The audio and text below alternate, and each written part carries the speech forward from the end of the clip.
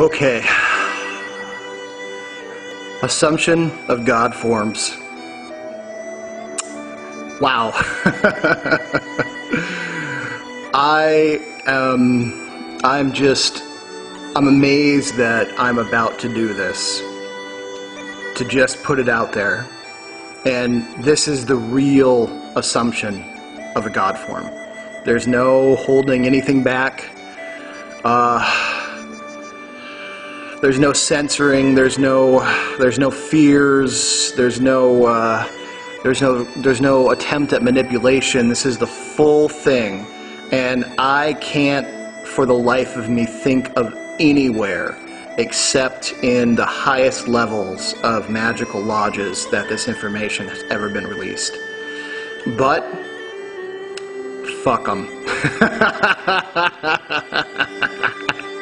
We're gonna do it. And here's why. People need to understand their divinity. People need to understand, humans need to understand how close to the divine they actually are.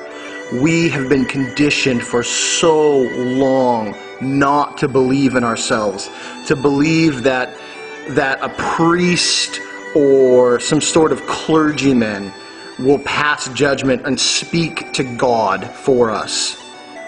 And that was a system based on control, on fear, on manipulation, on profit and revenue generation. It's bullshit. Bullshit. Every bit of it is bullshit. When you go to church on Sunday and you direct your prayers and your love and your divine ecstasy that you feel, those priests, whether or not they know it, are directing it towards another lodge or another church, a bigger church, and then that church directs the energy back to a bigger church and then another church. And if you're Catholic, all that energy gets directed all the way to the Vatican. And guess who works with it? The man with the fish hat, the Pope. He is the grand ceremonial magician of that big magical lodge called the Catholic Church. Aren't you done with it yet? I am. Humans are divine. We are powerful. We have so much potential and so much strength and so much love and so much beauty, so much splendor within us. And it's all systematically been censored within us. It's time to blow those fucking gates open. And this is how we're going to do it. We start now. Assuming a God form. Your soul belongs to you, because here is a big secret of ceremonial magic that they don't want told. When I say they, a lot of the lodges. Your holy guardian angel is you. You. It's you. You are your own angel. I can see people try to wrap their minds around that right now. You are your own angel. Your highest self is, guess what? It's the Christ. You are Christ. His name wasn't Jesus Methuselah Christ. No. He was Jesus the Christ. Christ is an energy. It's an ideal, a concept, a form, which this individual named Jesus mastered. And others like him also earn the title of Christ. Your higher self, your angelic self, is what in the Kabbalah, in the non-Illuminati Kabbalah, they practice what's called the Qulap. Don't let that ugly slag Madonna try to fool you. Hollywood Kabbalah is total crap. All right? It's the Qulap with lipstick on it, okay? The true Kabbalah doesn't even belong to the Jewish people, which they're great people, not the Zionists, they're scum, but the true Jew people have cultivated the Kabbalah in their own religion. It's universal, though. It existed before them. So we look at the path of the archer, which is we start in the physical realm, or earth. That's the launching pad for all spiritual evolution. We move up into what's called Yesod. That's the moon energies. Anything to do with dreams, the astral world, and the imagination. Now here's the dangerous part. People have told us and conditioned us to believe that the imagination isn't real. No, it's very real. Einstein told us the imagination was the key to the universe. Okay, so who are you going to believe? Einstein or, your 5th grade teacher who told you to stop imagining because it wasn't real? No, Einstein figured it out. If Jack Dempsey, one of the most badass boxers in the world, came up to you and was like, hey, here's how you throw a right cross. And then some guy in a bar is like, no, this is how you throw a right cross. Who the hell are you going to believe? Jack fucking Dempsey. So you're going to believe Albert fucking Einstein, okay? Imagination. So you open up the imagination. You see in your mind what is possible. Your dreams have meaning, okay? All those things, dreams, imagination, belief, leads you to the astral world, awakens you to the unphysical world. Above Yesod is the Christ energy. It's called Tepareth, or the solar center. This is why you see pictures of Jesus with a flaming heart, because in the body, the Tepareth, the solar plexus-esque, heart center-esque, is the great sun. It's the inner sun. It's where you move from. It's where you shine your personality from. Some people would put that in the head. That's different. That's a tarot. That's different. Different.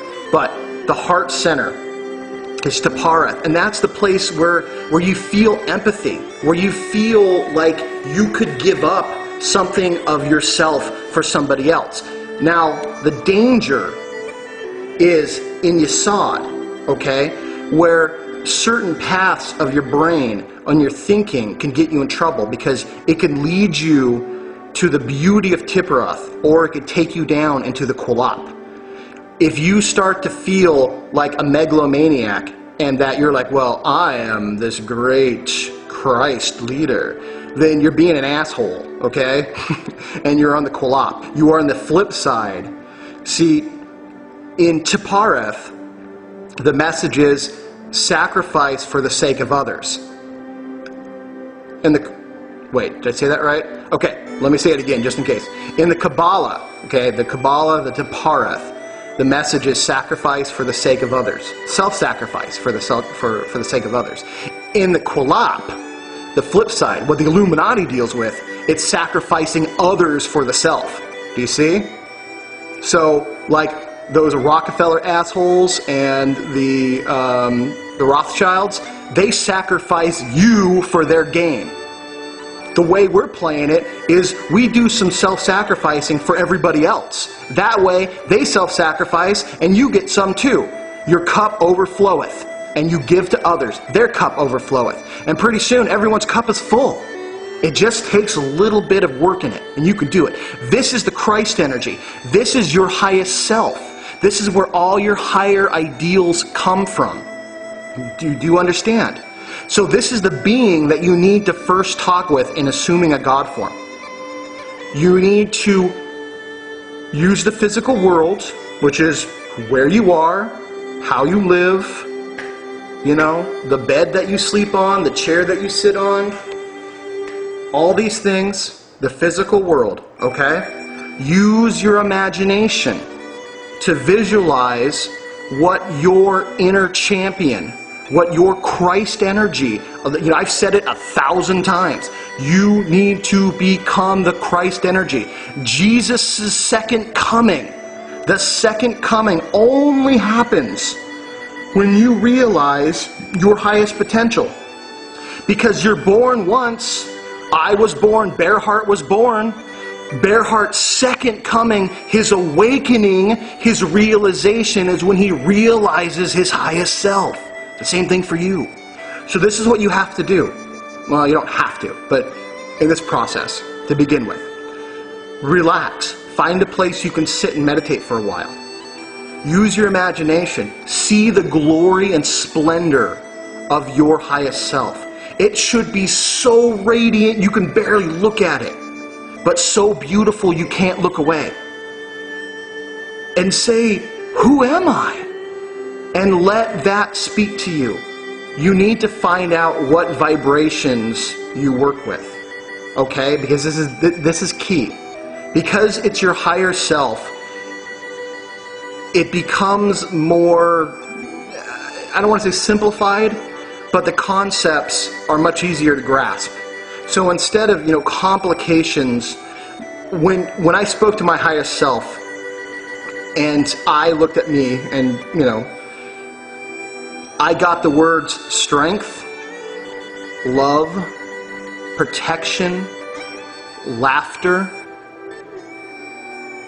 and I got sex. But I've got other friends who had healing, compassion, poetry, money. Money's not a bad thing, people. Really not. What they've done with it is, but money's not a bad thing. Okay? So you need to find out what are these things that you resonate with. Normally you're going to have the big ones. Love, compassion, honor, strength, something around those lines.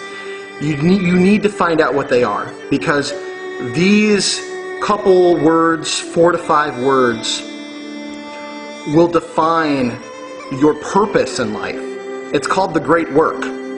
Your great work is what you were sent in in your current incarnation to bring to humanity.